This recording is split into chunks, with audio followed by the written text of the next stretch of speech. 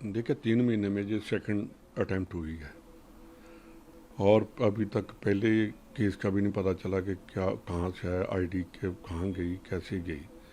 और जो कल का रात का इंसिडेंट हुआ है तो ये तो ऊपर वाला भगवान ही बचा गया कि वो इंसिडेंट से पहले ही चल गया। अगर वो आईडी वहाँ लगा दी जाती तो ये सबसे जो बिजी रूट है वो यही है अमृतसर को, तो पता नहीं कितनी जानें चली जाती। तो मैं एक बात ये कहता हूँ कि गवर्नमेंट ऑफ इंडिया, उनको भी पता है कि पंजाब का चीफ मिनिस्टर नॉन सीरियस है। पंजाब के चीफ मिनिस्टर को कोई लेन देन नहीं है कि क्या पंजाब में हो रहा है क्या नहीं हो रहा। जैसे वो भाषण देते हैं, जब मीटिंग्स करते हैं, जो कंडक्ट करते हैं कि कैसे जेलों से गैंगस्टरों की इंटरव्यूज़ हो रही हैं, कैसे उनके ऑफिसर गैंगस्टरों की इंटरव्यूज़ करवा रहे थे, कैसे आज पंजाब में गैंगस्टरों ने सर उठाया है। ये अकेले पंजाब की बात नहीं है, ये पंजाब की सिक्योरिटी की बात नहीं है, ये नेशनल सिक्योरिटी को थ्रेट है। और पाकिस्तान के साथ हमारा बॉर्डर है, पाकिस्तान हर कोशिश करेगा पंजाब को डिस्टेबलाइज करने की। पंजाब होगा तो देश भी हिलेगा। तो मैंने होम मिनिस्टर साहब को एक दो बार कहा भी है कि आप सीरियस आपको होना चाहिए। बॉर्डर 50 किलोमीटर तक आपके पास है और आगे आपको पता ही है कि जो चीफ मिनिस्टर जैसे कंडक्ट कर रहा है। एक और बात तो बहुत मेरी समझ में नहीं आ रही कि जो पंजाब के डीजीपी हैं, इनकी इंटेग्रिटी वाइज मैं इसको अच्छा आदमी समझता हूँ। हमारे गुरदासपुर में एसएसपी भी रहे, बहुत अच्छा काम किया बहुत पहले 97 में। पता नहीं डीजीपी की स्पाइन को क्या हो गया, जहाँ तो केजरीवाल एंड कंपनी ने डरा लिया है। अब उनको डीजीपी साहब को ये डिसीजन करना होगा कि 4 साल मैंने डीजीशिप कर लिया, कोई नहीं इतनी पंजाब का डीजी रहा इतना टाइम, अब कुछ करना चाहिए उनको कि जिस स्टेट का खाया है नमक, उसी स्टेट को हम मरने के लिए छोड़ रहे हैं। पंजाब पुलिस जो कभी मानी जाती थी कि टेररिस्टों, गैंगस्टरों और एंटी नेशनल एलिमेंट्स के अगेंस्ट लड़ने वाली फोर्स, आज बिल्कुल निहत्था हो गई है। और डीजीपी साहब, मुख्यमंत्री ने जो भी कहा है, केजरीवाल जो भी कहता है वो करो जो पंजाब के लिए है।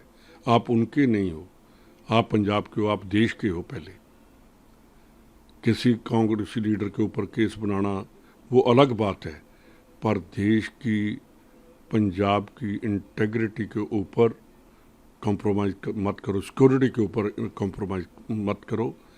ये आपका भी बहुत बड़ा नुकसान होगा और इंडियन पुलिस सर्विसेज के ऊपर भी एक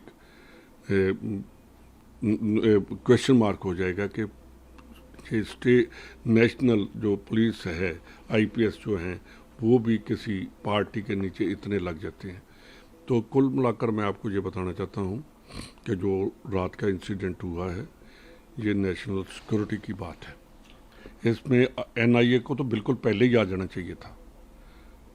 जो पिछला हुआ है वो भी, जो पीछे बम ब्लास्ट हुए हैं पुलिस स्टेशनों पर उनका भी, और जो डकैती हुई थी, रॉबरी हुई थी गुरदासपुर, उसका सभी का लिंक देखना चाहिए कि कहाँ से चल रहा है। और गवर्नमेंट ऑफ इंडिया को ये भी चाहिए कि आपकी जेलों में, जो इनकी जेल्स हैं, बीजेपी रूल्ड जेल्स हैं, उनमें गैंगस्टर बैठे हुए हैं, उनके 24/7 में आपको नंबर देता हूँ, अभी आप नंबर करना, एक नामी गैंगस्टर आपका सीधा टेलीफोन उठाएगा।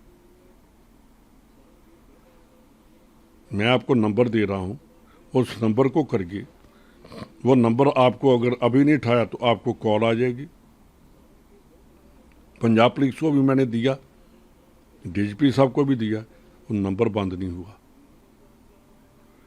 एनसीबी को भी, जो चीफ हैं गवर्नमेंट ऑफ इंडिया के, उनको भी मैंने नंबर भेजा, उसका नंबर बंद नहीं हुआ। तो जो गवर्नमेंट ऑफ इंडिया भी इससे बच नहीं सकती। पंजाब गवर्नमेंट का तो मैं नाम ही नहीं ले रहा, क्योंकि वो बिल्कुल ही कॉम्प्रोमाइज्ड है गैंगस्टरों के साथ। तो ये गवर्नमेंट ऑफ इंडिया क्या कर रही है? इन्होंने भी छूट दे रखी है गैंगस्टरों को। ये सबसे बड़ी बात, मैं आपका नाम भूल गया हूँ, सिद्धार्थ, हाँ सिद्धार्थ, सबसे बड़ी बात सिक्योरिटी मिलनी चाहिए। थ्रेट परसेप्शन पर सिक्योरिटी मिलती है। पंजाब में इनको सिक्योरिटी दी, सभी एमपीज को नहीं दी। पंजाब सरकार ने पहले इतनी सिक्योरिटी एक आदमी को दी थी, वो था राघव चड्ढा।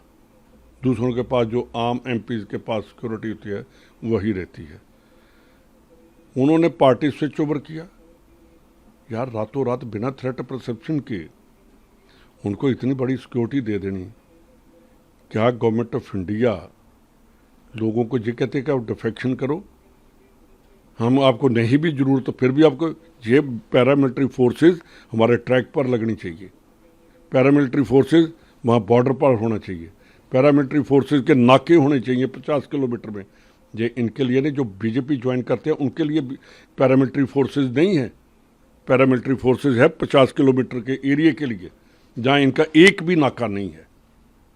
इनको होम मिनिस्टर साहब को भूल गया जो आदिया का हुआ इंसिडेंट गुरदासपुर में, वो ज्वाइंट नाका था। फर्स्ट नाका बीएसएफ का, सेकंड नाका ज्वाइंट होता है बीएसएफ और Punjab police, third Punjab police का। तो वहाँ कहाँ गई नेशनल सिक्योरिटी की फोर्सेस? इनकी सिक्योरिटी के लिए लगा दी गई। यार क्या बचेगा? कैसे देश बचेगा? क्या आप देश की कहते हो कि हम इंटेग्रिटी वाइज हम बात कर रहे हैं? करो बात। क्या पाकिस्तान के साथ हर रोज आ रहे हैं वहाँ से ड्रोन? किसने रोके हैं अभी तक? क्यों नहीं आपको वहाँ रडार लगे अभी तक? अगर देश की सिक्योरिटी के ऊपर कॉम्प्रोमाइज़ करते हो तो कोई माफ़ नहीं करेगा।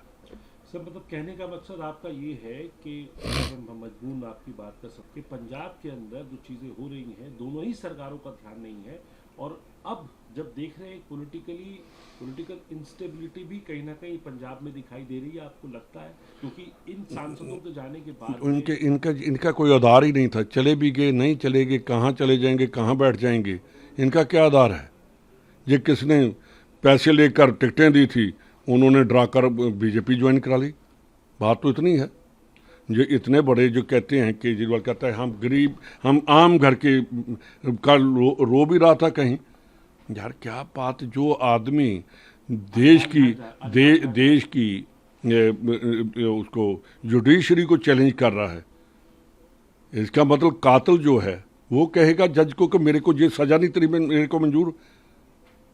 जो करप्शन करेगा वो कहेगा कि मैंने करप्शन की है पर मैं पॉलिटिकल आदमी हूं, मैं नहीं तेरी बात मानूंगा।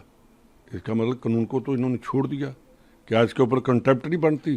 क्या सुप्रीम कोर्ट को सोमोटो नहीं लेना चाहिए? कहाँ जाएगी जुडिशरी?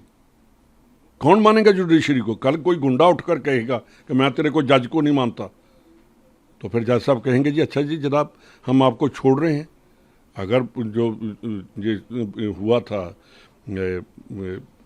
ये जो स्कैम हुआ था, लिकर स्कैम, तो अगर वो गवर्नमेंट गई है तो जवाब दो। अगर आपको लोअर कोर्ट ने आपको कर दिया है, एग्जोनरेट कर दिया है, डिस्चार्ज कर दिया है, अगर गवर्नमेंट उसके अगेंस्ट गई है तो आप बोलते क्यों नहीं? वहाँ कहो कि मैं जहाँ खड़ा हूँ। इसका मतलब रोकर जेब के जैसे कहकर जज के ऊपर लगाकर, मैं पूछता हूँ कि यार अन्ना हजारे का क्या कसूर था? जो उसने कहा, इसने कहा, केजरीवाल ने कहा हम कोठी में नहीं रहेंगे, हम सिक्योरिटी नहीं लेंगे। इसने कोठी वाली भी जो बेंगलो वाली कहा था ना, हम बेंगलो नहीं लेंगे। तो मेरा ख्याल है जैसा इसने बेंगलो बना दिया तो वो तो ताजमहल से भी ताजमहल ही कहते हैं। तो अब तो वो आएगा, क्या नाम है राजा, क्या नाम था उसका, बादशाह, वो ही बैठ कर देखेगा। ये इसकी कोठी सामने देनी चाहिए थी केजरीवाल को, जो पता नहीं कहाँ दी है। तो ये बातें जो हैं करने की कुछ और हैं। ये देश के लोगों को समझना चाहिए कि ये नौटंकीबाज देश को ख़त्म कर देंगे। आखिरी सवाल सर आपसे पूछूंगा, राघव चड्ढा के ऊपर आप पूरी आम जो है आरोप लगा रही है, कह रही है तुम्हारी शादी भी नहीं होती अगर सांसद नहीं बनाते तो। तुम्हारी शादी भी तब हुई है जब हमने भगवंत मान चीफ मिनिस्टर ना बनता तो उसकी दूसरी शादी भी नहीं होनी थी। ठीक है, हैं, उसकी शादी भी पूछ लो। वो तो अभी यंग था, वो ना मिलती कोई और मिल जाती, इतने बड़े घर की ना मिलती, छोटी मिल जाती। इसका मतलब हमारी शादी गलत टाइम में हुई।